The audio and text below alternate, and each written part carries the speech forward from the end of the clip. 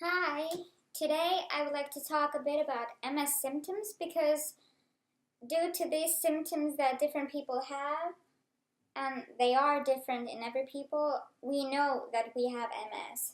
Not because MRI scans or blood results or anything. Due to these symptoms, we know that we have some condition. Have symptoms from head to toe, things that have passed, things that have stayed.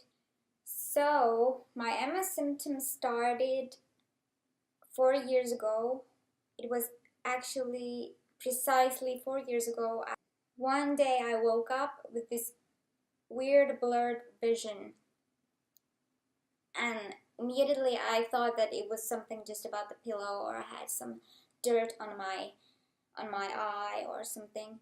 I tried to rinse my eyeballs with soap and water and started panicking and feeling the weird vision I had didn't go away.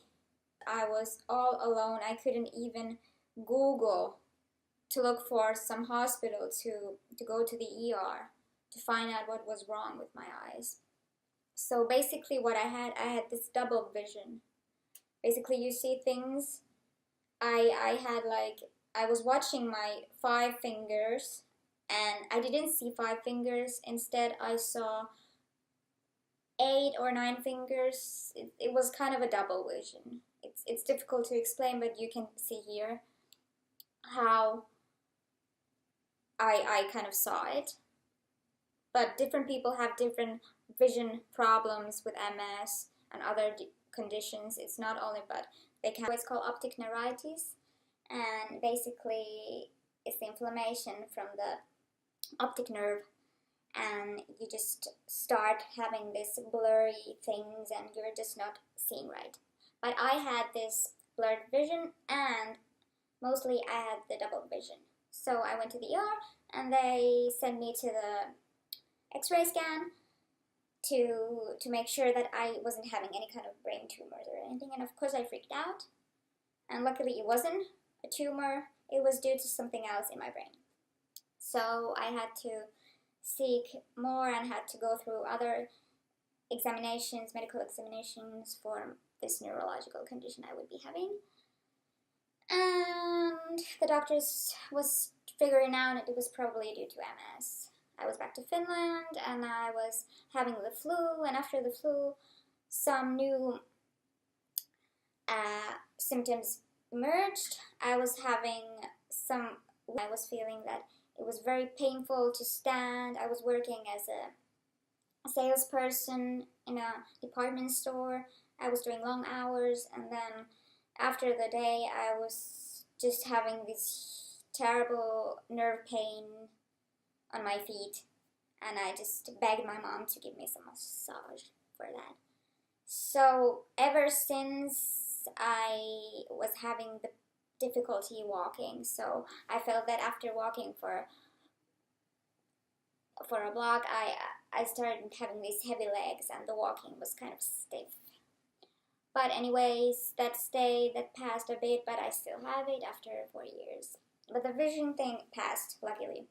It was terrible. For 1 month I couldn't see anything. And basically that can happen. Usually they give you steroids to recover faster, but the final results are always a mystery, so you never know what's going to happen, if you're going to be left with poor vision or you get better vision. But in my case, I think my eyes are okay. They have no defects whatsoever from the first relapse I had. I was lucky. I didn't get any treatment for that. I just give it some time and then it passes. And what then? Then I had a good year without any new symptoms. I just had the poor legs, and year 2013 I started feeling these creepy crawlies all over my body, well, mostly in my arms. I was feeling they were like inside, but I thought that they were on my skin. I had scratch everywhere, and I had all these scratching marks all over my body and scars because I couldn't stop it, and that lasted for maybe 3 weeks. And I went to the neurologist to see my neurologist, and she told me basically that I have to live with them. They are part of MS. They can be part of something else, but basically because I have probably MS. Luckily, those symptoms, those very disturbing symptoms, went away, and I was in Japan for 10 days, and after the very physically demanding trip, I realized I was flying back to Europe from Japan, and I was like keeping my right arm just to watch some film on the airplane, and suddenly I started feeling some heaviness on my elbow and on my hand and whole arm. And then I lifted my hand once again just to make sure that it wasn't all about imagination, and in fact the hand was going through this kind of heaviness, and I kind of freaked out. And when I got back to Finland from the flight, this sensation, heaviness and like weakness continued, but unfortunately the sensation eventually, over a couple of months without treatment, it spread over to my other side. So basically at the same time my both hands were affected, and after some time of having these symptoms in my hands, the heaviness spread to from the arms to the hands, both hands, and it was like pain and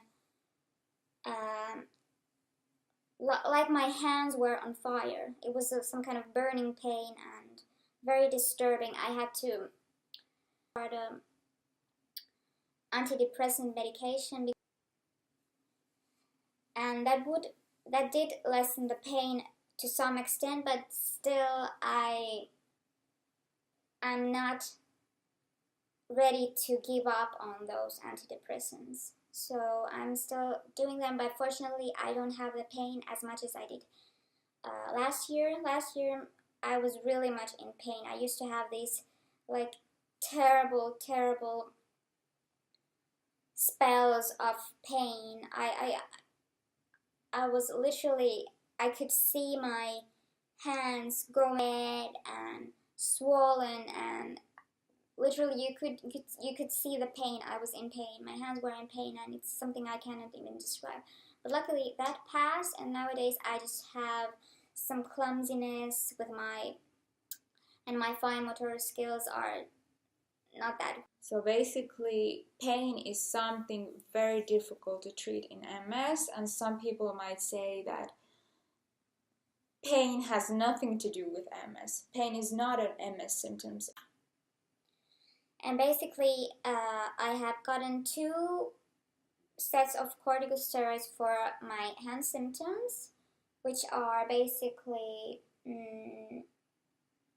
tingling, buzzing, usually some kind of physical activity like washing the dishes, carrying something heavy, brushing my hair, because my hair is very long and it takes a lot of time to make my hair, and I can't really much do it myself anymore. So any kind of stretching and muscle demanding work for my arms, my small fragile arms, is very bad, and it triggers the symptoms basically.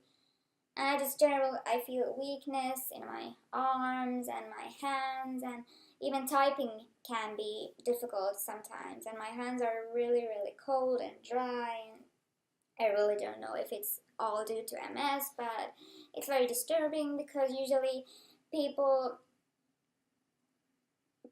work with their hands, and anyways we are not like animals, and we're different to animals. Animals don't have such delicate abilities to work with their hands like humans do. And somehow I feel very defeated and miserable because my hands don't cooperate with me. So basically I still have the hand symptoms. I have some of the leg symptoms when I can run small distances with a very, very high speed. I can jog, although I haven't tried, but I can if somebody is chasing me with a knife or wants to, catch me and I don't want to be catched. I want to get away. I can do it, but I should do it more because exercise is good for everyone, especially for people with disabilities. And in addition, I have this buzzing and I have these headaches. I've had these headaches for maybe 5 years, even before I had the vision thing, but I'm not quite sure if this is, we keep having different symptoms, and I might have another condition which I'm not aware of, but mostly it's because of MS, and MS causes this very strange symptoms. Anything could be due to MS or something else, so it leaves you in the air somehow, and it's very disturbing. So basically, doctors use this expanded disability status scale, and it is for giving the patient some kind of score, R1 or 0. You have very little, basically, you don't have anything like disability due to MS. But me, I've given, currently I'm a 2 because I have in one functional system, which are my hands, in my situation, I have a disability, minor disability. So I'm a 2, but if I wouldn't have in my hands, I would have some other symptoms that wouldn't be considered as a disability. I would be less than a 2. But if you are 9, you're basically almost dead due to MS. Most of the times I've gotten EDSS between 1 and 3. So I've been a 3, I've been 2.5, and currently I'm 2.0, which is okay because I've been worse. So the higher the EDSS is, the worse the condition is, and the higher disability is. So the aim is to reduce the disability, and that's why I'm going to rush it to not let my EDSS get any higher. In the best case scenario, it could get back to even to 0. That would be the best result ever. I would be very, very happy to get my life back, because now I'm just fearing for any. You can have any kind of symptom with MS. It can affect your respiratory muscles. Your muscle cannot work without nerve function. If the nerve function is lost, a path is like cut. Think of a small path or a road, and there would be a block. There's no way to the muscles need nerves to function, and MS destroys and damages those nerves. So it doesn't mean that you have this great strong arms and huge biceps, and mean that it will necessarily prevent from having the nerve damage. So basically you can have big muscles, good muscles, but no function in them at all. And hopefully this video was somehow helpful in any way, somehow maybe educational, or hope you didn't find it too disturbing or confusing. But basically my message is that it's very, very hard to live with this disease, because you never know what tomorrow will bring. You never know what tomorrow is going to be like. You can wake up with anything, and that's why we need to stop those relapses. And basically, because some symptoms have stayed, there hasn't been any full recovery from other symptoms. That's why we need to also stop the progression that you're feeling. So it's very hard to describe symptoms because they are so weird. But luckily some symptoms can be tracked and treated. But any symptom you have, go to the doctor, take it seriously. If it lasts over 48 hours, it should be